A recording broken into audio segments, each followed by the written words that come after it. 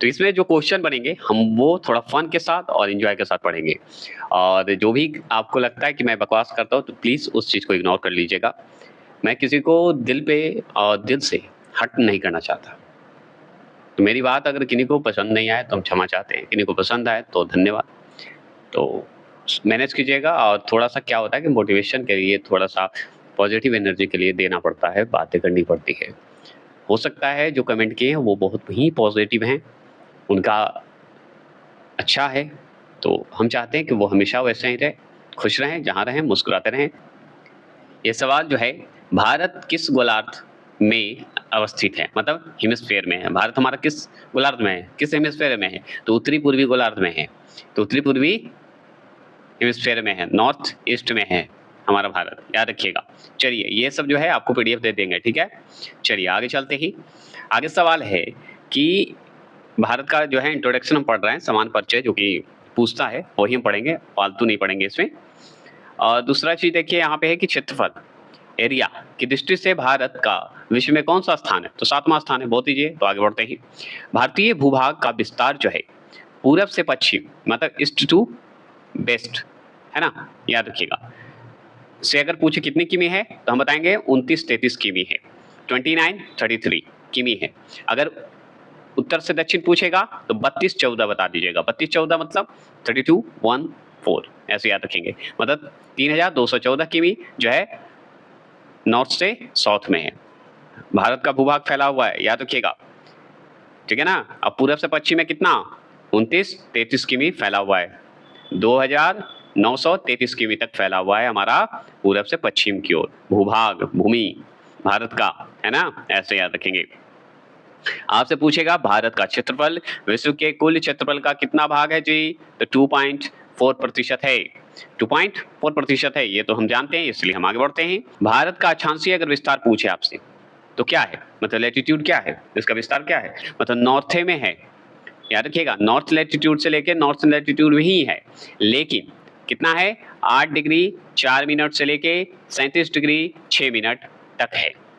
Clear? चलिए, मतलब 8 4 37 6 ऐसे याद रख दीजिए।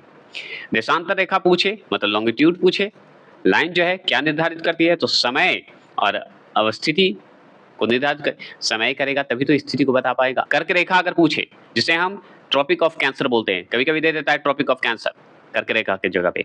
तो भारत के कितने राज्यों से होकर जाता है? 8 राज्यों से। अब 8 राज्य से जाता है तो 8 राज्य का नाम जरा बता सकते हैं कौन-कौन है? बताइए तो प्लीज, कमेंट कर सकते हैं। तो हम ऑप्शन देते हैं, आप बताइए। जीटी, आरजे मतलब राजस्थान, जेएच और छत्तीसगढ़, एमपी, बताइएगा ये सब राज्य में गुजरता है कि नहीं? कमेंट कीजिएगा प्लीज। और बताइए डब्ल्यूबी मतलब पश्चिम बंगाल गुजरता है कि नहीं? बताइएगा। ठीक है, अब बताइए तो त्रिपुरा गुजरता है, मणिपुर गुजरता है? बताइए तो, ये बताइए कौन सा इसमें से नहीं गुजरा और कौन सा गुजर रहा है? बताइए। और कौन सा मिस हो गया? बताइए तो जरा, कमेंट कीजिएगा प्लीज। तो 8 राज्य बताना है। 8 राज्य मैंने जो ऑप्शन दिया, क्या इसमें से सब सही है? किसमें से कितने सही हैं? प्लीज कमेंट कीजिएगा, क्योंकि ये आज से नहीं पढ़ते आ रहे हैं आप लोग। शुरुआत जब करते हैं ना तो इसी चीज से पढ़ते हैं। लीजिए, इसमें दिया हुआ भी है, मैंने जो जो ऑप्शन दिया है।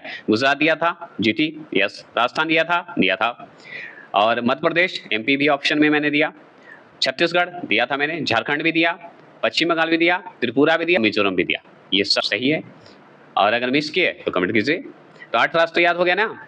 अब देखिए, अब मान लीजिए याद बहुत लोग अलग-अलग तरीके से देते हैं, सबको अलग-अलग याद होता है। हम सिंपली अपना पुराने समय से कैसे याद करेंगे? तो भारत के राज्य जिसने कर्क रेखा गुजरती है, 8 राज्यों से कर्क रेखा गुजरती है। सबसे पहले तो हम गुजरात से शुरू करेंगे, गुजरात जाएंगे, फिर राजस्थान जाएंगे, गुजरात के बगल में राजस्थान, और राजस्थान के बाद हम डायरेक्ट एमपी पहुंच जाएंगे। एमपी के बाद हम बगल में जो है छत्तीसगढ़, एमपी से अलग हुआ है, वहां पहुंचेंगे। और जैसे ही छत्तीसगढ़ अलग होगा तो झारखंड भी पहुंच जाएंगे। तो याद रखिएगा, छत्तीसगढ़, झारखंड, अब उसके बाद जैसे झारखंड तो पश्चिम बंगाल तो आता ही है। झारखंड में जाइएगा तो पश्चिम बंगाल पहुंच जाएंगे। बिहार में नहीं आइएगा, क्योंकि झारखंड से ही गुजरते हुए पश्चिम बंगाल चल जाएगा। फिर उसके बाद पश्चिम बंगाल जैसे ही पार करिएगा तो बीच में जगह खाली होते हुए त्रिपुरा पहुंच जाएगा, और त्रिपुरा से एकदम पार होते हुए मिजोरम, मतलब सीधे लाइन आपको एकदम चिरते हुए पार कर जाएगा। समझ गए? तो 8 राज्य हो गए कि नहीं? तो कैसे याद करेंगे? भाई जीटी, जीटी के बगल में राजस्थान, ऐसे याद करिए। राजस्थान पहुँचेंगे तो हम फिर डायरेक्ट एमपी कूद जाएँगे। एमपी पे कूदेंगे ना तो बीचे-बीचे एमपी है, एमपी में कूद गए। एमपी में कूद गया तो एमपी से हट के वो छत्तीसगढ़ बना राज्य, छत्तीसगढ़ पहुँच गए। छत्तीसगढ़ से भाई बगल में हमारा एगो छत्तीसगढ़ आदिवासी एरिया है, तो हम छत्तीसगढ़ से पहुँच जाएँगे, झारखंड पहुँच जाएँगे, वो भी आदिवासी एरिया है। देखिए, कहने का मतलब कि जहाँ पे वन है, जहाँ पे विकास है, जहाँ पे खनिज है, वो बहुत ही अच्छा एरिया है भाई। डेवलप हो सकता है अगर मेहनत करे सरकार तो, है ना? ये ध्यान रखना है। पश्चिम बंगाल, एकदम पश्चिम बंगाल पहुँच जाइए, वहाँ पे तो भाई सुंदरबन है, बहुत सारी चीज़ें हैं। फिर त्रिपुरा पहुँच जाइए, फिर मिज़ोरम पहुँच जाइए, हो गया खत्म। ये पूर्वी क्षेत्र पहुँच जाते हैं, है कि नहीं? चलिए, ये क्लियर हो। अब इस पे ध्यान आप पे डिपेंड करता है कि आप कितने उसे याद करते हैं। बात करते हैं भारत को लगभग 2 बराबर भागों में कौन-सा अक्षांश मतलब लैटीट्यूड विभाजित करता है? तो हम बहुत अच्छे से जानते हैं, कर्क रेखाएँ तो काटता है। मतलब भारत को 2 बराबर भाग में जो हमारा भारत है 2 बराबर भाग में काटता है ना जी। जीटी गया, राजस्थान गया, है कि नहीं? एमपी गया, है ना? बीचे-बीच काट रहा है कि नहीं? छत्तीसगढ़, झारखंड, हैं? डब्ल्यूबी, पश्चिम बंगाल, फिर हमारा त्रिपुरा और फिर मिज़ोरम। ये एकदम सीधे-सीधे काटते चल जाता है बीचे-बीच। तो 2 बराबर भाग में काटता है कि नहीं? तो कर्क रेखा ही काटता है। और कर्क रेखा का अगर पूछे कि कितने अक्षांश के लगभग माना जाता है, तो 23 साढ़े 23 डिग्री, है ना? साढ़े 23 डिग्री उत्तरी अक्षांश बताया जाता है। ठीक है? 2 बराबर भागों में अगर पूछे तो ऑप्शन हो सकता है कर्क रेखा ना दे, उसके जगह पे दे दे 23.5 डिग्री उत्तरी अक्षांश, 2 बराबर भागों में काटता है, ये भी हो जाएगा ऑप्शन में। हमको यहाँ पे ज्ञान नहीं देना है, हमको यहाँ पे ये करवाना है कि आपको याद हो जाए। ठीक है? हम जानते हैं आप लोग इतने ज्ञानी हैं कि आप हम ही को कमेंट करके हम ही को ज्ञान देते हैं। तो हम जानते हैं इसलिए हमको ज्ञान नहीं देना है, आपसे बड़ा महान दुनिया में कोई नहीं है मेरा। ठीक है? तो चलिए, अगर बात करें तो भारत के सबसे पश्चिमी बिंदु, जिसे गौर मोती बोलते हैं, जिसे गुहार मोती भी बोला जाता है, तथा पूर्वी बिंदु जो है किविथु, जिसे हम अरुणाचल प्रदेश बोलते हैं, कि मध्य जो है सूर्योदय एवं सूर्यास्त के लगभग कितने घंटे का अंतराल होता है? तो 2 घंटे का अंतराल होता है। बहुत ईजी क्वेश्चन है। कितने घंटे का? 2 घंटे का। अब ऐसे तो हमको याद नहीं होगा। अब मान लीजिए हम पूछते हैं कि अच्छा जी 2 घंटे का अंतराल आप बताइए कि कहाँ पे कैसे होता है? कैसे आप बताइएगा 2 घंटे का अंतराल होगा? तो हम बताएँगे ना कि भाई पश्चिमी बिंदु जब जाइएगा, भारत का जो पश्चिमी क्षेत्र में जाइएगा ना पॉइंट पे, तो वहाँ पे गौरी मोती है। गौरी मोती को ही गुहार मोती कहा जाता है।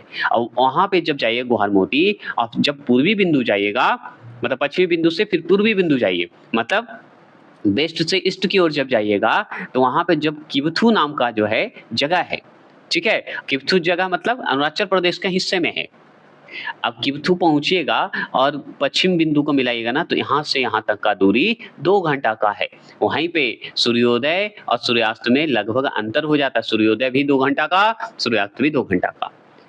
तो अगर सवाल पूछे भारत का पश्चिमी बिंदु को किस नाम से जानते हैं? तो गुहार मोती के नाम से जानते हैं। उसे एक नाम गौर मोती। अच्छा, पूर्वी बिंदु को और किस नाम से जानते हैं? किवथु के नाम से जानते हैं। किवथु किस हिस्से में है? अरुणाचल प्रदेश के हिस्से में है।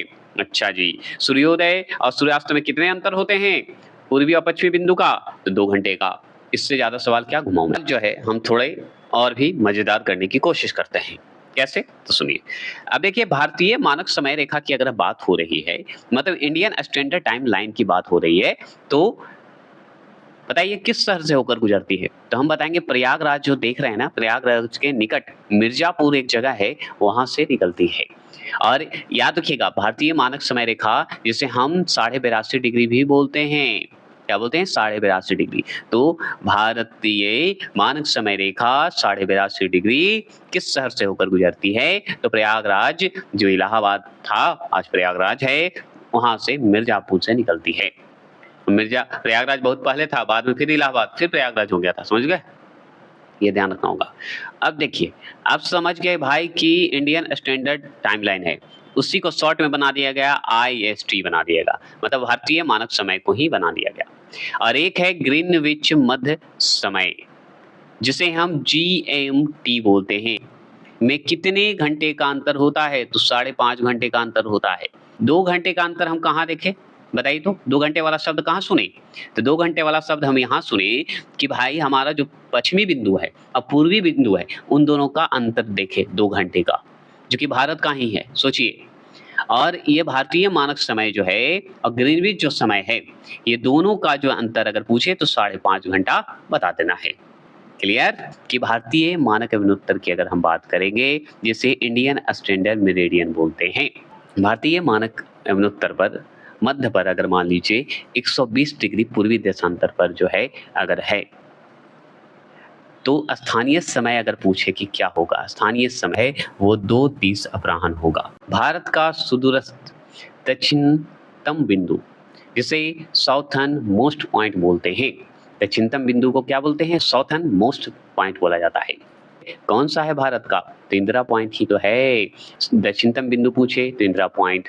चलिए, अगर मान लीजिए दक्षिणतम बिंदु तो हम समझ गए कि इंदिरा पॉइंट को बोलते हैं, लेकिन इंदिरा पॉइंट जो है ग्रेट निकोबार द्वीप पर स्थित है। कहाँ स्थित है? ग्रेट निकोबार द्वीप पर स्थित है।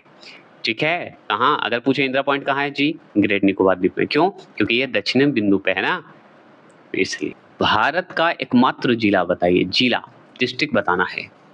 कौन सा है जिसकी सीमा 4 राज्यों को स्पर्श करती है?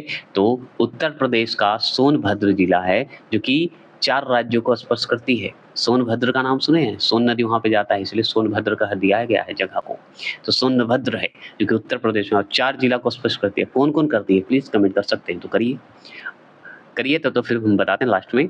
भारत की सबसे पूर्वी और पश्चिमी देशांतर रेखाओं के मध्य कितने डिग्री का अंतर है? तो लगभग 30 डिग्री का अंतर होता है। कितने डिग्री का? 30 डिग्री का। और 30 डिग्री का जो अंतर आप देख रहे हैं, किसके मध्य? तो पूर्वी एवं पश्चिमी लॉन्गिट्यूड की बात करता है। लॉन्गिट्यूड लाइन के मध्य बात करता है। और भारत की सबसे पूर्वी और पश्चिमी देशांतर 30 डिग्री का होता है, दोनों में अंतर। चलिए, ये तो हम समझ गए। और भी बात कर लें तो देखिए, ये मैप है, आप देख सकते हैं, राज्य और केंद्र शासित प्रदेश है। इसमें सबसे इम्पोर्टेंट बात ये है कि हम बता देते हैं कि अभी जो दादर नगर हवेली जो हुआ है और दमन दीप जो विलय हुआ है, एक साथ मिल गया है ये दोनों। तो ये कैसे मिला है, क्यों मिला है, ये पॉइंट सुन लीजिए। दादर नगर हवेली और दमन दीप को विलय कर दिया गया। क्यों किया गया? तो उससे पहले तो प्रस्तुत किया जाता है कहाँ-कहाँ, है ना? तो देखिए, संसद के लोकसभा में अगर बात करें तो 27 नवंबर 2019 को पारित किया गया। और फिर राज्यसभा में कब किया गया? तो 3 दिसंबर को किया गया। 27 नवंबर को लोकसभा में और 3 दिसंबर 2019 को राज्यसभा में क्या पारित किया गया? कि यही कि दादर व नगर हवेली और दमन दीप को, मतलब केंद्र शासित प्रदेशों का विलय हो जाए, इसलिए किया गया। अब विधेयक नंबर अगर पूछे कौन से विधेयक नंबर, तो विधेयक नंबर 2019 के तहत ही किया गया, क्योंकि 19 में आया था तो विधेयक नंबर 2019 हो गया। इन दोनों के माध्यम से दोनों केंद्र शासित प्रदेश विलय कर दिए गए, मतलब मिला दिए गए विधेयक नंबर 2019 के तहत। यह पुनर्गठन किया गया 26 जनवरी 2020 को, मतलब 2020 को प्रभावी हो गया था, मतलब लागू हो गया था कि चलने लगा था कि हाँ भाई दोनों विलय हो गए, अब लागू हो गए। अब जो है नए केंद्र शासित प्रदेश का नाम दादर नगर हवेली तथा दमन दीप हो गया। इसकी राजधानी दमन रख दिया गया है। दोनों का एक ही जगह हो गया है, दमन राजधानी हो गया है। तो ये आपको याद रखिए। इसी तरह हम जम्मू कश्मीर को भी बता देंगे। ठीक है, चलिए। अब देखिए, यहाँ पे हम बता देते हैं, जो इम्पोर्टेंट है थोड़ा सा बता देते हैं। देश का जो है चारों तरफ जो एरिया है, नॉर्थ साउथ, है ना, ये सब जो क्षेत्र है उसकी सीमा बिंदु कौन कौन सी है? तो हम जानते हैं दक्षिणतम बिंदु अगर पूछे तो हम इंदिरा पॉइंट बताते हैं, और ये ग्रेट निकोबार द्वीप समूह का हिस्सा है, ये हम जानते हैं। अगर उत्तरम बिंदु पूछे, मतलब उत्तर की पॉइंट की तरफ पूछे, है ना, जैसे साउथर्न, उसी तरह नॉर्थर्न मोस्ट पॉइंट पूछे तो इंदिरा कॉल है। नॉर्थ में इंदिरा, साउथ में इंदिरा पॉइंट। ये जो इंदिरा कॉल है ये जम्मू कश्मीर में है। इंदिरा पॉइंट ग्रेट निकोबार द्वीप समूह का हिस्सा है। अब पश्चिमोत्तर बिंदु को क्या कहा जाता है बताइए? तो वही गुहार मोती या गौरमोता। गौरमोता बोल दीजिए या गुहार मोता बोल दीजिए। ये किस हिस्से में आता है पश्चिमोत्तर बिंदु का? गुहार मोती। तो ये गुजरात में, जो कि ऊपर पूछा हुआ था। और यही किबथू देखिए, ये पूर्वोत्तर बिंदु है, जो कि अरुणाचल प्रदेश का हिस्सा है। तो इन दोनों का आपको पता था, गुजरात और अरुणाचल प्रदेश का अगर पश्चिमोत्तर और पूर्वी बिंदु का कितना अंतर था? 2 घंटे का। ये तो हम जानते थे, हम बार-बार रिपीट करवा रहे हैं क्योंकि भूलिएगा नहीं। और देखिए, मुख्य भूमि का दक्षिणतम बिंदु, जो उसका दक्षिणतम बिंदु पूछे तो हमारा कन्याकुमारी है, जो कि तमिलनाडु का हिस्सा में आता है। कन्याकुमारी बहुत फेमस है, कन्याकुमारी घूम सकते हैं। 8.5 बोल रहा हूँ, 8 डिग्री 4 मिनट उत्तरी अक्षांश नॉर्थ लैटिट्यूड पे है। ये हमारा अलग है, ये 4 इम्पोर्टेंट है। तो चारों याद रखिएगा तो ये अपने आप आपको निकल जाएगा कन्याकुमारी, क्योंकि दक्षिण का हिस्सा है कन्याकुमारी तमिलनाडु, ऐसे भी याद रख सकते हैं। चलिए यहाँ पे मैं कुछ पॉइंट बता देता हूँ जो कि इम्पोर्टेंट है। जैसे मैंने पूछा था कि सोनभद्रा, है ना? सोनभद्रा जो जिला है, ये यूपी का जिला है और यूपी का जिला है तो 4 राज्यों को जो है टच करती है। तो आगे तो एमपी को टच करती है, एमपी के बगल में क्या है? एमपी से अलग होके छत्तीसगढ़ है, तो छत्तीसगढ़ को भी टच करेगी, निश्चित है। और दूसरी बात है कि छत्तीसगढ़ को करेगा तो झारखंड को भी करेगा और फिर हम आपका बिहार को करेगा। तो झारखंड, एमपी, छत्तीसगढ़, बिहार, ये 4 राज्यों को जो है टच करती है यूपी का सोनभद्रा जिला। चलिए आगे चलें। जो हम बताना चाहते हैं वो इम्पोर्टेंट है, बहुत इम्पोर्टेंट। क्या है पॉइंट? सुनिए। भारतीय जो मानक समय रेखा है, जो कि 82.5 डिग्री जिसे हम बोलते हैं, तो भारतीय मानक समय रेखा जिसे हम IST बोलते हैं। क्या बोलते हैं? IST बोलते हैं। अब ये जो IST है, बताइए कि कहाँ से गुजरती है? मतलब 5 राज्य से होकर गुजरती है। कौन-कौन से राज्य? 5 राज्य से। अब 5 में कौन-कौन राज्य से गुजरता है ये बताइए? कौन? भारतीय मानक समय रेखा। तो हम बताएँगे कि भाई उत्तर प्रदेश मतलब यूपी एक हो गए, और बताइए क्या घूमता है? और बताइए एमपी, यूपी है तो एमपी भी, ये दूसरा हो गया। एक हमारा एमपी तो छत्तीसगढ़ तो पक्का साथ में चलेगा, छत्तीसगढ़। और अगर बात करेंगे तो उड़ीसा आप भूल कैसे जाइएगा? उड़ीसा को मत भूलिए, ठीक है। अगर पूछे एपी मतलब आंध्र प्रदेश को, ये जो है 4 राज्य से होकर गुजरती है, मतलब 5 राज्य, सॉरी, उत्तर प्रदेश, मध्य प्रदेश, छत्तीसगढ़, उड़ीसा, आंध्र प्रदेश। कौन गुजरता है? तो IST गुजरता है, मतलब भारतीय मानक समय गुजरता है, जो कि 82.5 डिग्री पर होते हैं। ये भी बोल सकते हैं, 82.5 डिग्री बोल सकते हैं। और याद रखिएगा इसे हम इंडियन स्टैंडर्ड टाइम बोलते हैं। अब चलिए एक और पॉइंट हम बता देते हैं आपको, जो कि बहुत ही इम्पोर्टेंट है। जैसे मान लीजिए हिमालय की जो प्रमुख पर्वत श्रेणी है, जो पर्वत श्रेणियाँ होती है, वो उत्तर से दक्षिण की क्रम में है, मतलब नॉर्थ टू साउथ की ओर। अब नॉर्थ से साउथ में है और हिमालय का है, पर्वत श्रेणी है, तो हम जानते हैं कौन-कौन है। तो नॉर्थ से चलेंगे मतलब उत्तर से चलेंगे तो पहले तो आएगा काराकोरम, काराकोरम पर्वत श्रेणी आएगा। फिर उसके बाद आएगा हमारा लेह से लद्दाख आएगा। फिर उसके बाद आएगा जस से जास्कर आएगा, ये सब पर्वत श्रेणी है हिमालय का। फिर उसके बाद आपका पी से पीर पंजाल आएगा और उसके बाद थोड़ा-सा नीचे की ओर चलते हैं। उसके बाद जैसे ही पीर पंजाल को पार करिएगा तो किधर जा रहे हैं हम लोग? नॉर्थ से साउथ की ओर जा रहे हैं। उसके बाद हम धौलाधर पहुँचेंगे। ये सब पर्वत श्रेणी है किसका? हिमालय का। हिमालय का ये सब परिवार है, भूलिएगा मत। और उसके बाद अंतिम जब साउथ में पहुँच जाइएगा तो शिवालिका नाम का एक जो है, क्या है? पर्वत श्रेणी है, महिला नहीं है, याद रखना है, जो कि चलिए तो ये हो गए आपके लिए इम्पोर्टेंट, ध्यान रखिए। देख सकते हैं एक पॉइंट है और, काराकोरम श्रेणी को उच्च एशिया की रीढ़ के नाम से जाना जाता है, बैकबोन ऑफ हाई एशिया बोला जाता है, ठीक है। चलिए आगे बात करते हैं। और सवाल क्या है कि किस देश के पास सर्वाधिक समय कटिबंध मतलब समुद्र पारी क्षेत्र हैं, बताइएगा? तो फ्रांस के पास है। मतलब समय कटिबंध अगर पूछिए तो फ्रांस को टिक लगा के आ जाएगा, क्योंकि इसके पास है। मतलब समुद्र पारी क्षेत्र सहित अगर पूछा जाए, समुद्र का जो क्षेत्र है उसका पूछे तो फ्रांस के पास है, ठीक है। समय कटिबंध होता है, समय के हिसाब से समुद्र जुड़ा है उसमें। चलिए, भारतीय मानक समय रेखा एवं कर्क रेखा एक दूसरे को छत्तीसगढ़ में काटती है, एकदम इंपॉर्टेंट है। मानक समय रेखा मतलब IST है ना, और एक कर्क रेखा, तो ये दोनों जो है कर्क रेखा और दोनों जो है कहाँ पे एक दूसरे को काटती है?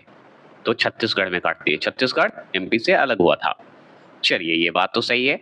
अगर आपसे पूछे कि भारत की मुख्य भूमि की तटीय लंबाई कितनी है, तो हम बताएंगे लगभग 6100 किमी लंबाई है। 6100 किमी लगभग लंबाई है। चलिए ये भी बात सही है। अब सुनिए, म्यांमार की सर्वाधिक सीमा किस भारतीय राज्य को स्पर्श करती है? तो अरुणाचल प्रदेश को स्पर्श करती है। किसको करती है? अरुणाचल प्रदेश को स्पर्श करती है। तो म्यांमार की सर्वाधिक अगर सीमा पूछे तो भारतीय राज्य का कौन सा सीमा ज्यादा स्पर्श करेगा? तो अरुणाचल प्रदेश का राज्य, याद रखिएगा, भारत का राज्य अरुणाचल प्रदेश। अगर बात करें जनसंख्या, पॉपुलेशन, की दृष्टि से भारत का विश्व में कौन सा स्थान है? तो दूसरा स्थान है, ये हम जानते हैं। देखिए, अभी तक तो दूसरा ही है, प्रथम आंकड़ा अभी दिया नहीं गया है, तो जनगणना के हिसाब से अभी 2011 के हिसाब से तो यही रहेगा। ऐसे अभी प्रथम पार हो गया है, तो अभी के तत्काल पूछे था, करंट पूछेगा तब हम लगाएंगे। असम की सीमा कुल कितने राज्यों तथा केंद्र शासित प्रदेशों को स्पष्ट करती है? तो 7 राज्यों को स्पष्ट करती है। कितने करती है? 7 राज्यों को स्पष्ट करती है। तो असम की सीमा जो है कुल कितने राज्यों को अथवा केंद्र शासित प्रदेश को क्या करती है? स्पष्ट टच करती है, तो 7 राज्यों को टच करती है। असम की सीमा जो है लगभग 7 राज्य को टच करेगी, केंद्र शासित प्रदेश को साथ में जोड़कर। अब देखिए, रॉस द्वीप, नील द्वीप और हैवलॉक द्वीप का परिवर्तित नाम क्या है? बता सकते हैं? तो नेताजी सुभाष चंद्र बोस द्वीप, शहीद द्वीप और स्वराज द्वीप के नाम से जाना जाता है। तो रॉस द्वीप को सुभाष चंद्र बोस द्वीप कह दीजिए, नील द्वीप को शहीद द्वीप कह दीजिए और हैवलॉक द्वीप को स्वराज द्वीप कह दीजिए। ये सब नाम परिवर्तित किया गया है। अगर आपसे पूछे कि भारत की किस जल संधि द्वारा जो है श्रीलंका से पृथक होता है, तो हम बहुत अच्छे से जानते हैं भारत और श्रीलंका को अगर अलग करना है तो जल संधि कौन सी है? पाक जलडमरू के नाम से जानते हैं। तो पाक जलडमरू मध्य भी बोलते हैं। तो पाकिस्तान को नहीं करेगा, जब भी करेगा श्रीलंका और भारत को अलग करेगा, पृथक करेगा, जोड़ेगा, जो आप बोल सकते हैं, जल संधि कर दीजिए और चाहे अलग कर दीजिए, जो आपसे मतलब है कि पाक जलडमरू से है। भारत का कौन सा राज्य जो है 3 ओर से बांग्लादेश से मतलब बांग्लादेश की सीमा से घिरा हुआ है? तो त्रिपुरा जो है बांग्लादेश से घिरा हुआ है। देखिए, ये बंगाल है यहाँ पे और ये इधर तो हमारा त्रिपुरा, मिजोरम आप जानबे करते हैं। तो इस बीच में जो खाली है ये बांग्लादेश है, जो कि मैंने ऊपर बताया था कि ये काटते हुए तो बांग्लादेश में भी कर्क रेखा जाती है कि नहीं जाती है? चलिए बताइए, कर्क रेखा जाती है कि नहीं बांग्लादेश में? कमेंट कीजिएगा। मैंने बोला जाती है, यस या नो जवाब दीजिएगा। बांग्लादेश की सीमा से जो है घिरा हुआ है, तो हम बताएंगे त्रिपुरा घिरा हुआ है, जो कि भारत का जो त्रिपुरा राज्य है तीनों ओर से घिरा हुआ है बांग्लादेश से। फन और मस्ती के साथ करते हैं भारत के महत्वपूर्ण चैनल का नाम। अब महत्वपूर्ण चैनल का नाम है तो सुनिए, 9 डिग्री चैनल। अब अगर मान लीजिए आपको बोला जाए कि चलिए जी 9 डिग्री चैनल घुमाते हैं, जब 9 डिग्री चैनल जाइएगा तो सबसे पहले कहाँ जाना पड़ेगा? लक्षद्वीप और मिनिकॉय के मध्य जाना पड़ेगा, तभी आपको दोनों के बीच जाइएगा तभी 9 डिग्री का चैनल दिखेगा, अन्यथा नहीं दिखेगा। खाली लक्षद्वीप पे जाने से नहीं होगा, मिनिकॉय के बीच नहीं जाने से होगा, दोनों के बीच में जाना पड़ेगा। लक्षद्वीप और मिनिकॉय के मध्य जाइएगा तो आपको 9 डिग्री चैनल दिखेगा। याद करने के लिए बोल रहा हूँ, है ना? याद करवाने का ये तरीका है मेरा। 9 डिग्री हो गए, 8 डिग्री पढ़ते हैं तो 8 डिग्री चैनल की अगर बात करेंगे तो हमको सबसे पहले मालदीव और मिनिकॉय दोनों के बीच जाना पड़ेगा। अगर लक्षद्वीप और मिनिकॉय जाइएगा तो 9 डिग्री दिखेगा, और मिनिकॉय और मालदीव जाइएगा तो 8 डिग्री दिखेगा, है ना? महत्वपूर्ण चैनल है। ग्रेट या महान चैनल जिसे बोलते हैं, ग्रेट बोलिए, ग्रेट को ही महान बोलते हैं। तो ग्रेट चैनल या महान चैनल। अब महान चैनल देखने जाना है, मन है, तो आपको जानते हैं कहाँ जाना होगा? सुमात्रा जाना पड़ेगा। सुमात्रा मतलब इंडोनेशिया के हिस्सा में है, तो सुमात्रा जाइए और निकोबार दोनों के बीच में आपको जाना पड़ेगा, तभी आपको दिखेगा ग्रेट चैनल या महान चैनल कह दीजिए। तो सुमात्रा और निकोबार के मध्य में कौन सी चैनल जाती है? तो ग्रेट चैनल जाती है। पाक स्ट्रेट की बात करें, पाक जलडमरू मध्य की बात करेंगे तो पाक जलडमरू तो हम जानते ही हैं भाई, भारत और श्रीलंका के बीच जाएंगे तो भारत और श्रीलंका के बीच में जाइएगा ना तो वहां पे पाक स्ट्रेट दिखेगा, पाक जलडमरू मध्य दिखेगा। ये भी बात सही है। अब मान लीजिए महिम क्रीक की बात करेंगे तो महिम क्रीक के पास जाना है, मतलब निवेशिका के पास जाना है। महिम क्रीक के पास जाना है तो वो जो चैनल है एक तरह से, तो एक पतली सी निवेशिका जो कि मुंबई के पास है। कहाँ पे है? मुंबई के पास है। तो आपको मुंबई जाइएगा ना तो इस तरह का पतली सी एक एकदम निवेशिका मिलेगा, क्रिक मिलेगा, याद रखिएगा, क्रैक ऐसे याद रखिए, महीम मिलेगा, महीम, महीम जैसा। अब कच्छ की खाड़ी आपको कहाँ दिख रही है? तो भाई पश्चिम गुजरात दिख रही है। कच्छ की खाड़ी हम जानते हैं कहाँ है? गुजरात में। तो सिंपल ये सब। तो अब देखिए खंबात की खाड़ी अगर पूछे तो हम बताएंगे भाई पूर्व जो गुजरात है ना, पूर्व गुजरात है, नर्मदा और ताप्ती के मुहाने पर है ये। कौन? खंबात की खाड़ी बसा हुआ। लक्षद्वीप सागर बताइए तो लक्षद्वीप सागर तो हम जानते हैं लक्षद्वीप और मालवार तट के मध्य में आपको दिखेगा। तो मालवार तट जाइए और लक्षद्वीप के बीच जाइएगा ना तो आपको लक्षद्वीप सागर के नाम से आपको एक चैनल मिलेगा। अच्छा, मन्नार की खाड़ी का नाम सुने हैं? खंबात की खाड़ी तो सुन लिए भाई कि नर्मदा नदी, ताप्ती नदी और आपका गुजरात जो नर्मदा और ताप्ती है उसके मुहाने पे आपको खंबात की खाड़ी मिलेगा, वो भी पूर्वी गुजरात क्षेत्र में, ये तो हम पढ़ लिए। और हम बात करेंगे मन्नार की खाड़ी, तो मन्नार की खाड़ी जब जाइएगा ना तो दक्षिण पूर्वी तमिलनाडु जो है और श्रीलंका के मध्य है। सोचिए पाक जलडमरू भी हमारा भारत और किसके पास है? श्रीलंका पास है। अब दक्षिण पूर्वी जो तमिलनाडु है और श्रीलंका है, इन दोनों के मध्य में है मन्नार की खाड़ी। तो आप ये भी बोल सकते हैं भारत और श्रीलंका के मध्य में कौन सी है? तो मन्नार की खाड़ी है, ये भी बोल दीजिए। कोको स्ट्रेट, कोको जलडमरू मध्य, तो कोको द्वीप है वहां पे म्यांमार में। कहाँ है? म्यांमार में कोको द्वीप है। और कोको द्वीप है और उत्तरी अंडमान के मध्य है, अंडमान के मध्य है। तो उत्तरी अंडमान और कोको द्वीप के बीच कौन सी जलडमरू है? कोको स्ट्रेट है। तो कोको द्वीप म्यांमार में है, इसलिए कोको द्वीप के नाम से जानते हैं। अब डंकन पास का नाम सुने होंगे, एकदम सुने होंगे, अवश्य सुने होंगे। तो डंकन पास जो है दक्षिण अंडमान और लघु अंडमान के मध्य है। मतलब दक्षिण अंडमान जाइएगा ना, साउथ अंडमान जाइए और माइक्रो अंडमान जाइए, मतलब लघु अंडमान जाइए, उन दोनों के बीच में आपको डंकन पास दिखेगा। अब चलिए 9 डिग्री पढ़ लिए, 8 डिग्री पढ़ लिए, 10 डिग्री को काहे छोड़ेंगे जी? तो 10 डिग्री चैनल जो है अंडमान और निकोबार के मध्य है। तो अंडमान और निकोबार के मध्य 10 डिग्री चैनल है। क्लियर हो गए? चलिए क्लियर हो गए। अब हम चलते हैं थोड़े से, अब हम जो चल रहे हैं इसमें पढ़ेंगे विभिन्न जो हमारा थोड़ा सा जो बना है, जैसे मैकमोहन रेखा इंपॉर्टेंट है और रेडक्लिफ रेखा, ये सब इंपॉर्टेंट है। तो आगे हम इसको पढ़ते हैं। तो देखिए, अंग्रेजों के शासन के दौरान भारत व चीन के मध्य उत्तर पूर्व में यह सीमा रेखा जो है 27 अप्रैल 1914 को निर्धारित की गई थी। कब की गई थी? 27 अप्रैल 1940 को की गई थी। क्या की गई थी? भारत और चीन की सीमा का निर्धारण किया गया था और ये अंग्रेज के शासनकाल के दौरान ही हुआ था, क्योंकि 1914 में हुआ था। और ये नॉर्थ और ईस्ट की सीमा है। ये भारत चीन का जो है उत्तर पूर्व का सीमा बना है, जो कि घिरा हुआ है। मैकमोहन रेखा कहा गया है। क्या कहा गया है? जिसे मैकमोहन रेखा हम कहते हैं, या तो क्या भारत चीन की जो सीमा है उसे मैकमोहन रेखा कहते हैं। निर्धारित 27 अप्रैल 1914। इसका नामकरण जो है किया था कौन? मैकमोहन ही किया था, इसलिए सर हेनरी मैकमोहन नाम है इसका, इसी ने किया था, इसीलिए मैकमोहन रेखा रखा गया। ठीक है, नाम पर किया गया। वर्ष 1914 में, ठीक है, कब हुआ? वर्ष 1914 में हुए शिमला समझौता में इन दोनों देशों की सीमा रेखा के रूप में स्वीकार किया गया था। तो किसमें? शिमला समझौता में। तो इंपॉर्टेंट है ना शिमला समझौता, इसी में किया गया था। चलिए, ये हो गया मैकमोहन। अब रेडक्लिफ के बारे में पढ़ेंगे, तो उसमें भी रेडक्लिफ जो आया है रेडक्लिफ ही किया है। तो देखिए, रेडक्लिफ रेखा या रेडक्लिफ लाइन बोल दीजिए, ये विभाजन के पश्चात हुआ था। विभाजन जब हुआ था उसके पश्चात 17 अगस्त 1947 को हुआ था। तो देखिए, 15 अगस्त को हम लोग मनाते हैं, तो ये जो रेखा बना था ना 17 अगस्त 1947 को बना था। मतलब 47 में तो आज़ादी हो गए थे, तो उसी समय, ठीक है, 47 को भारत व पाकिस्तान के मध्य निर्धारित की गई सीमा रेडक्लिफ रेखा के नाम से जानी जाती है। कब ये हुआ? 17 अगस्त 1947, मतलब 1947 में। इस रेखा का निर्धारण जो है बॉर्डर कमीशन द्वारा किया गया था। बॉर्डर का एक कमीशन था, उसके द्वारा किया गया था। इस कमीशन के अध्यक्ष जो था वो था सर सिरिल रेडक्लिफ था, जिसके नाम से रेडक्लिफ लाइन बना। इन्हीं के नाम पर, मतलब इसी के नाम पर यह सीमा जो है रेडक्लिफ रेखा के नाम से जाना गया। बस इतना ही जान लीजिए।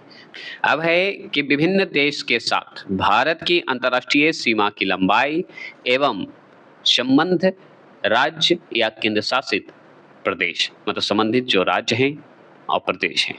तो देखिए, बांग्लादेश की बात करें तो बांग्लादेश की सबसे ज़्यादा सीमा बनाती है हमारे भारत से, मतलब लंबा सीमा रेखा है। कितनी लंबाई है? तो देखिए, ये है 4096 है, 0.7 किमी जो है लंबी है, सीमा रेखा बनाता है। याद रखिएगा, अंतर्राष्ट्रीय सीमा रेखा है तो भारत के साथ अंतर्राष्ट्रीय सीमा सबसे लंबी कौन है? तो हमारा बांग्लादेश का सबसे पहले है। दूसरे नंबर पे हमारा चीन का है, 3488 है। समझ गए? तो 4096 जो है, 0.7 जो है बांग्लादेश की सीमा रेखा है, जो कि हमारे भारत के साथ बनाती है।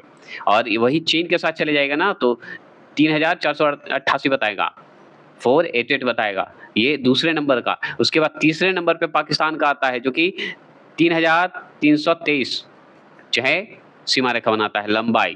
तो प्रथम अगर पूछेगा तो बांग्लादेश, अगर दूसरा पूछेगा अंतर्राष्ट्रीय सीमा सबसे लंबी अगर पूछे भारत के साथ कौन बनाता है तो दूसरा तो चीन, तीसरा हमारा पाकिस्तान, और चौथा अगर पूछ दे तो आप बताइएगा नेपाल, 1751 मतलब 51।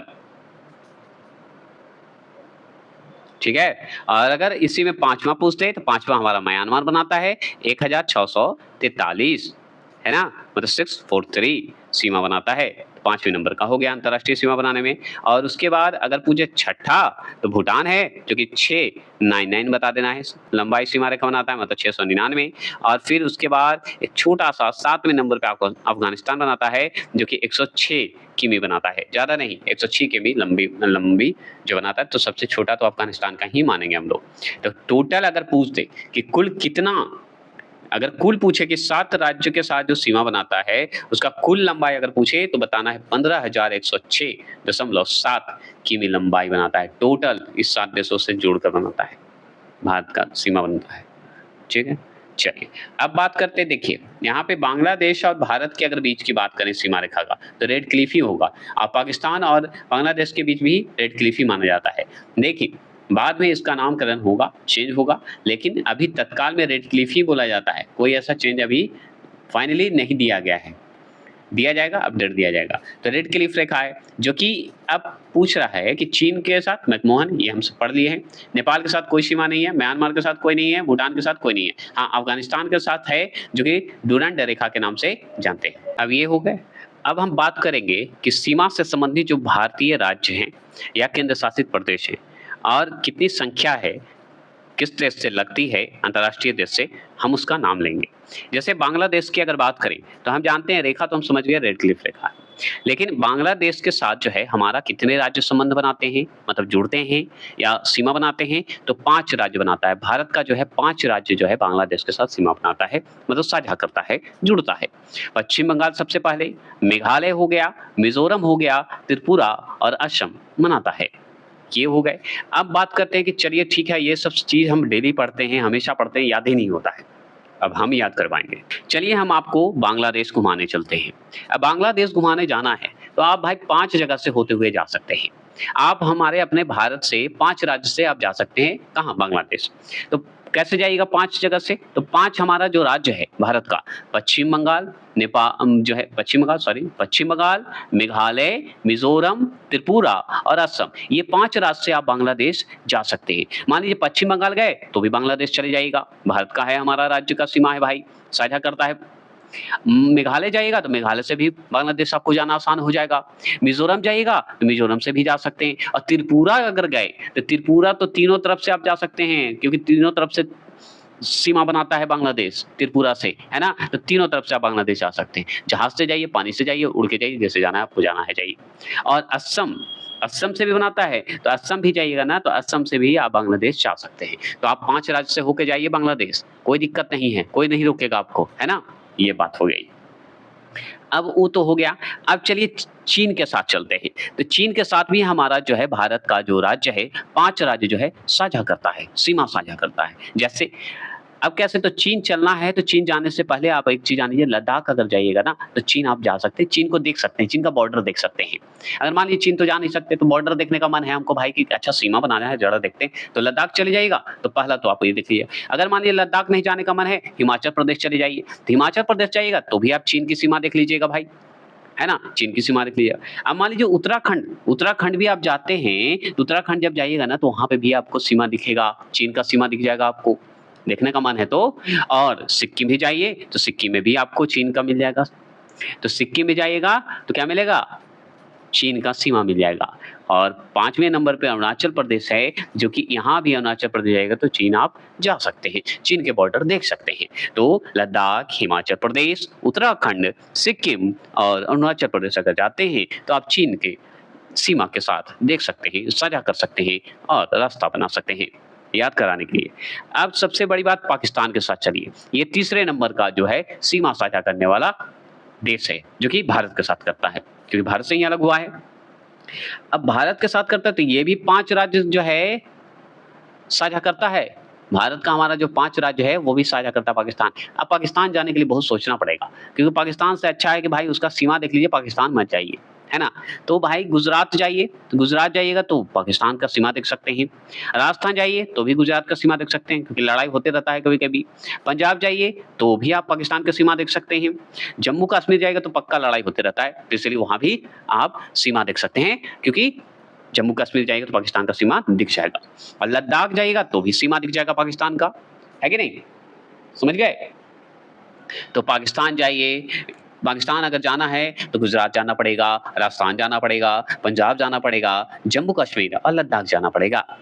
इसी तरह 5-5 राज्य तो आप देख लिए, बांग्लादेश के साथ भी हमारा भारत का 5 राज्य साझा करेगा सीमा, चीन के साथ भी 5 करेगा और पाकिस्तान के साथ भी 5 करेगा। और ऐसे क्यों कर देंगे, छोड़ देंगे हम? नेपाल के साथ भी तो हमारा राज्य जो है 5 राज्य जो है, भारत का 5 राज्य साझा करता है। तो नेपाल अगर जाना है तो बहुत अच्छा चीज़ है, वहाँ पे वीज़ा-वूज़ा नहीं लगता, आप घूम सकते हैं। उत्तर प्रदेश से जा सकते हैं, बिहार से जा सकते हैं, बिहार से भी आराम से जाइए, बिहार आइए, पटना घूमिए, पटना से पार कीजिए, मिल जाएगा। बस से आराम से चले जाइए, बस तो एकदम पहुँचा देगा सीता जी के जन्म जहाँ हुआ है वहाँ। और पश्चिम बंगाल चले जाइए, पश्चिम बंगाल से भी नेपाल जा सकते हैं और सिक्किम से भी नेपाल जा सकते हैं और उत्तराखंड से भी नेपाल जा सकते हैं। आप पे डिपेंड करता है कि किधर से जाना चाहते हैं या किधर से चाहते हैं। तो सीमा साझा करता है, लेकिन आराम से आप जा सकते हैं, कोई दिक्कत नहीं होगा आपको। तो हम यही कहेंगे कि उत्तर प्रदेश, बिहार, पश्चिम बंगाल, सिक्किम, उत्तराखंड ये 5 राज्य जो है भारत का, वो नेपाल के साथ सीमा साझा करता है। चलिए, अब बात करते हैं, ठीक है भाई, ये जो हम 4 तक देख लिए, ये सब 5 भारत का राज्य का, भारत के 5 राज्य का सीमा साझा करता है। अब देखिए म्यांमार भी हमारा कम नहीं है, 5वें नंबर का है म्यांमार, ठीक है? जो कि सीमा साझा करता है भारत के साथ। ये 4 राज्य से सीमा साझा करता है। पहला तो अरुणाचल प्रदेश, नागालैंड, मिज़ोरम और मणिपुर, ये 4 राज्य से जो है म्यांमार सीमा साझा करता है। तो म्यांमार का अगर सीमा देखना है तो अरुणाचल प्रदेश चले जाइए, नहीं तो नागालैंड चले जाइए। अगर नागालैंड से भी मन नहीं है तो भाई मिज़ोरम तो जा ही सकते हैं, अगर मिज़ोरम नहीं जाएँगे तो मणिपुर तो पक्का चले जाइए। मणिपुर से भी आप सीमा साझा कर सकते हैं, अगर मन है तो। अब मान लीजिए ठीक है, छठे नंबर का भूटान देखते हैं। छठे नंबर पे भूटान है, जो कि सीमा साझा करता है, जो कि 699 करता है। ये भी 4 राज्य से सीमा साझा करता है भूटान। इसमें भी जाने के लिए आपको टेंशन नहीं लेना है, वीज़ा-तीज़ा वाला लफड़ा नहीं लेना है। तो भूटान जाना है तो 4 राज्य के साथ आपको सीमा साझा करना पड़ेगा, वो भी भारत के। कौन-सा? पश्चिम बंगाल जाइए तो भूटान चले जाइएगा, सिक्किम जाइएगा तो भूटान चले जाइएगा, अरुणाचल प्रदेश जाइएगा तो भूटान चले जाइएगा, असम जाइएगा तो भूटान चले जाइएगा। तो अगर आपको पश्चिम बंगाल, सिक्किम, अरुणाचल प्रदेश और असम जाइए तो भूटान चले जाइएगा। अच्छा जी, अब मान लीजिए अफ़गानिस्तान देखते हैं, तो अफ़गानिस्तान बेचारा छोटा है और एक ही राज्य है भारत का, वो है लद्दाख। ये मतलब केंद्र शासित प्रदेश है, राज्य नहीं है। वो केंद्र शासित प्रदेश है, तो समझ जाइए ये क्या है? हमारा साझा करता है भारत का लद्दाख। लद्दाख एक ऐसा है जो कि अफ़गानिस्तान के साथ साझा करता है। अब यहाँ पे इम्पोर्टेंट है कि सवाल कैसे-कैसे बनते हैं। तो सवाल ये बनता है, और ये प्लीज़ हम रिक्वेस्ट करते हैं, आप सुन लीजिएगा। आपको लग रहा होगा बकवास, लेकिन सुनिएगा। सवाल क्या-क्या बनता है, 100% जो मैं बोल रहा हूँ वही बनता है, उसी तरह से बनता है। सवाल ये बनता है कि बताइए कि लद्दाख जो आप देख रहे हैं, भारत का जो केंद्र शासित प्रदेश या राज्य जो देख रहे हैं, ये बताइए कि कितने राज्यों, मतलब कितने अंतर्राष्ट्रीय देशों से साझा करती है? तो हम बताएँगे अफ़गानिस्तान से करती है, आप चीन से करती है, ठीक है? और बताइए पाकिस्तान से करती है, बांग्लादेश से करती है, नहीं करती है, याद रखिएगा। तो ये आपको 3 क्षेत्र से, 3 अंतर्राष्ट्रीय राज्य से साझा करती है। क्लियर हो गए? चलिए। आपसे ये सवाल पूछता है कि अच्छा ये बताइए कि पश्चिम बंगाल जो है, वो बताइए कितने अंतर्राष्ट्रीय जो है देश के साथ साझा करती है पश्चिम बंगाल? तो हम बताएँगे कि आगे तो हम जानते हैं, ठीक है, भूटान हमको याद है, भूटान लगा दिए। और बताइए, तो हम बताएँगे भाई कैसे भूल सकते हैं? मैं यहाँ नेपाल को कैसे भूल सकते हैं? नेपाल को नहीं भूल सकते। और बताइए, तो आप देखिए पाकिस्तान को कैसे भूल जाइएगा? पाकिस्तान भूल जाइएगा? नहीं भूलिएगा, हम पाकिस्तान को भूल जाएँगे क्योंकि पाकिस्तान में कोई पश्चिम बंगाल से सीमा साझा नहीं करता है। लेकिन आपको पश्चिम बंगाल से बांग्लादेश का सीमा साझा करता है, तो 3 राज्य तो इसके भी हो गए। तो देखिए, अब लद्दाख अगर राज्य पूछे, मतलब भारत का केंद्र शासित प्रदेश या राज्य बोले, लद्दाख जो है वो क्या है? 3 अंतर्राष्ट्रीय सीमा के साथ साझा करता है। और डब्ल्यूबी पश्चिम बंगाल भी 3 अंतर्राष्ट्रीय सीमा के साथ साझा करता है, जो कि भूटान, नेपाल और बांग्लादेश के साथ करता है। क्लियर हो गया। अब इसी में सवाल पूछता है कि अच्छा ठीक है, अब बताइए मिज़ोरम जो है कितने अंतर्राष्ट्रीय देश के साथ सीमा साझा करता है? तो आगे तो बांग्लादेश के साथ ही करेगा। और कोई है, देख लीजिए यहाँ पे कोई है मिज़ोरम? कहीं है मिज़ोरम? देखिए मिज़ोरम है, हाँ, यहाँ पे है। तो ये दूसरा जो है म्यांमार के साथ साझा करती है। चलिए, और है इसमें? नहीं है। तो 2 ही राज्यों के साथ जो है, मतलब 2 भारत का राज्य जो है अंतर्राष्ट्रीय देश के साथ साझा करता है, बांग्लादेश और म्यांमार। क्लियर हो गए? और सुनिए, आपसे पूछ देता है कि अच्छा ठीक है, त्रिपुरा बताइए किसके साथ? तो त्रिपुरा सिर्फ बांग्लादेश के साथ। कोई त्रिपुरा और है, देख लीजिए, कहीं है, देख लीजिए। अगर है तो बताइए, मिस हो जाता है कभी-कभी, नहीं है। तो एक ही के साथ बनाएगा। असम बताइए, असम किसके साथ है बताइए? तो एक असम तो यहाँ है बांग्लादेश के साथ, और एक असम है यहाँ दूसरा बांग्लादेश, मतलब दूसरा मतलब ये भूटान के साथ। तो भूटान और बांग्लादेश के साथ साझा करता है। क्लियर हो गया? चलिए, इस तरह बहुत सारे सवाल पूछते हैं, ध्यान रखना होगा। अरुणाचल प्रदेश देखिए, अरुणाचल प्रदेश को भूल ही गए। अरुणाचल प्रदेश देखिए, एक अरुणाचल प्रदेश, दूसरा अरुणाचल प्रदेश, ठीक है? और आप चलिए यहाँ तीसरा अरुणाचल प्रदेश। तो ये 3 राज्य के साथ भी, मतलब भारत का 3 राज्य है, सॉरी भारत का 3 राज्य, मतलब भारत का राज्य जो अरुणाचल प्रदेश है, ये 3 अंतर्राष्ट्रीय देशों के साथ बनाता है। एक तो आपका म्यांमार, दूसरा भूटान और आपका तीसरा चीन के साथ। क्लियर हो? इसमें सिर्फ भारत का एक दृष्टि जो होता है बनाया हुआ है कि कोई क्या-क्या इम्पोर्टेंट है, हम पढ़ते चले जाते हैं, ठीक है? जैसे पूछे देश, तो भारत देश पढ़ रहे हैं हम लोग। देश हमारा भारत का अन्य नाम क्या है? आर्यवर्त, जम्बूद्वीप, भारतवर्ष, हिंदुस्तान, इंडिया। ये सब जो है हमारे भारत का नाम है। स्टेट वाले तो ज़रूर पढ़ेंगे, सिटेट वाले भी, ये सब पूछ देता है। बहुत सिंपल है, लेकिन बहुत लोग मिस कर जाते हैं। राजधानी पूछे, दिल्ली, ये जानते हैं। भौगोलिक स्थिति पूछे तो उत्तरी गोलार्ध में स्थित है, हम जानते ही। अक्षांशीय विस्तार पूछे तो 8 डिग्री 4 मिनट उत्तरी अक्षांश से लेके 37 डिग्री 6 मिनट उत्तरी अक्षांश में विस्तृत है। देशांतर विस्तार पूछे भारत का, तो हम बताएंगे 68 डिग्री 7 मिनट पूर्वी देशांतर से लेके 97 डिग्री 25 मिनट पूर्वी देशांतर तक विस्तृत है। तो देखिए, पूर्वी देशांतर तक विस्तृत है, देशांतर, पूर्वी देशांतर, पूर्वी देशांतर। और अक्षांशीय पूछे तो उत्तरी अक्षांश, उत्तरी अक्षांश। ये पूछ देगा तो आप याद रखिएगा। 8 याद रखेंगे, 8 और 37 ये उत्तरी अक्षांश की बात करता है। 68, 97 पूर्वी देशांतर की बात करता है। ऐसे याद रखिए। अगर मैं बात करूं ज्यामितीय आकार से पूछे कि हमारा भारत का आकार जो है कैसा है? चतुष्कोणीय आकार है। भारत का आकार चतुष्कोणीय है। देखिए, ग्रीनविच मध्य के समय से अगर देखें, किसका? मानक समय भारत का, IST का, ठीक है? तो 5.5 मिनट, जो 5.5 घंटा आगे चलता है, मतलब 5 घंटा 30 मिनट आगे चलता है। ये जान लीजिए। और याद रखिएगा, ये प्रयागराज के समीप मिर्जापुर जो जगह है वहां से। और ये जो मानक समय है वो भारत के 5 राज्य से होकर जाती है, उत्तर प्रदेश, मध्य प्रदेश, छत्तीसगढ़, उड़ीसा, आंध्र प्रदेश। ये हम पढ़ चुके हैं, इसलिए आगे बढ़ते हैं। अगर आपसे पूछे कि भौगोलिक विस्तार अगर पूछे भारत का, किसका? भारत का। तो भारत का भौगोलिक विस्तार पूछे तो लंबाई के रूप में अगर देखें तो उत्तर से, मतलब नॉर्थ से लेके साउथ की अगर बात करेंगे तो हम बताएंगे 32-14 किमी है।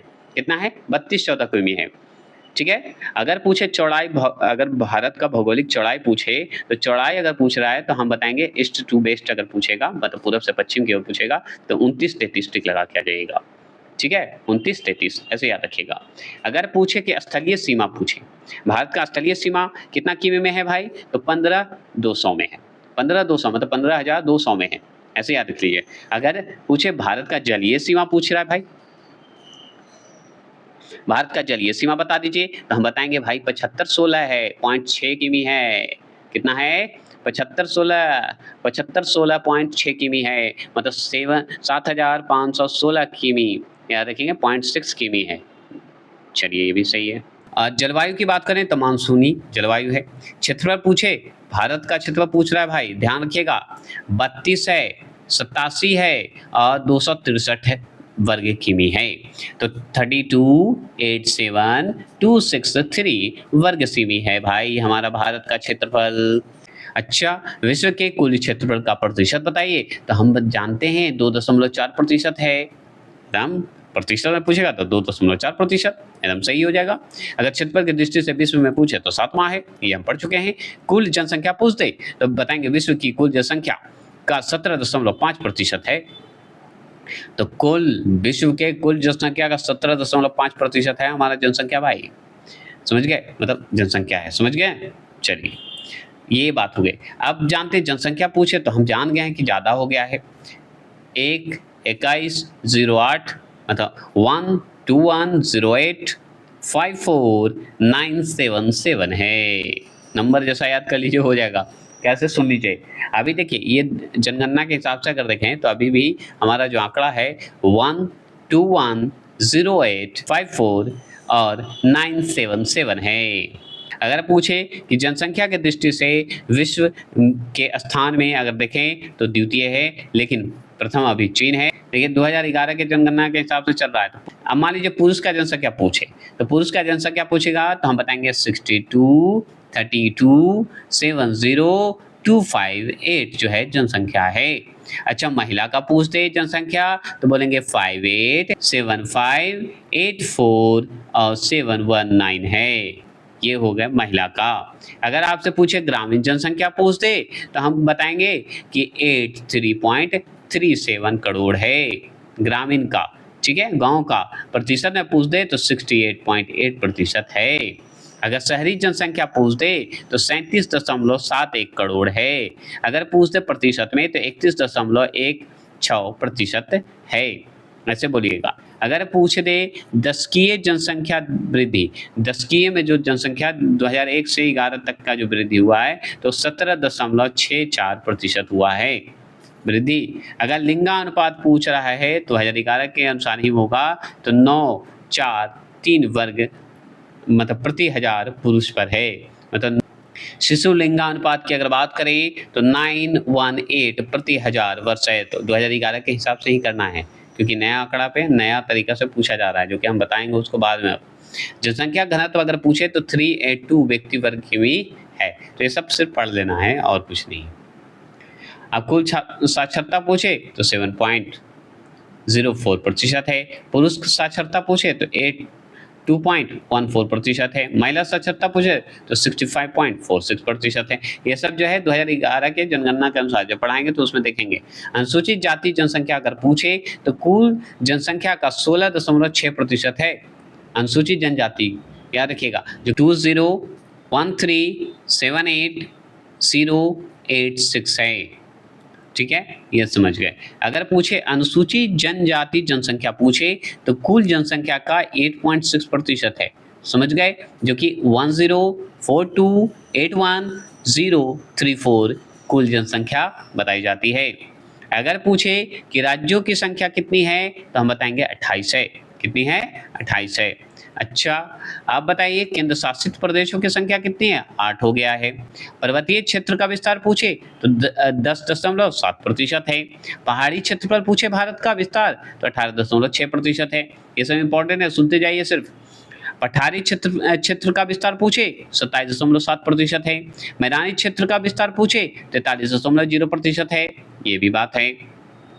अब भारत का जो है बताइए राज्य में कितने राज्य में कर्क रेखा गुजरती है? तो 8 राज्य में गुजरती है। गुजरात, राजस्थान, मध्य प्रदेश, छत्तीसगढ़, झारखंड, पश्चिम बंगाल, त्रिपुरा, मिजोरम।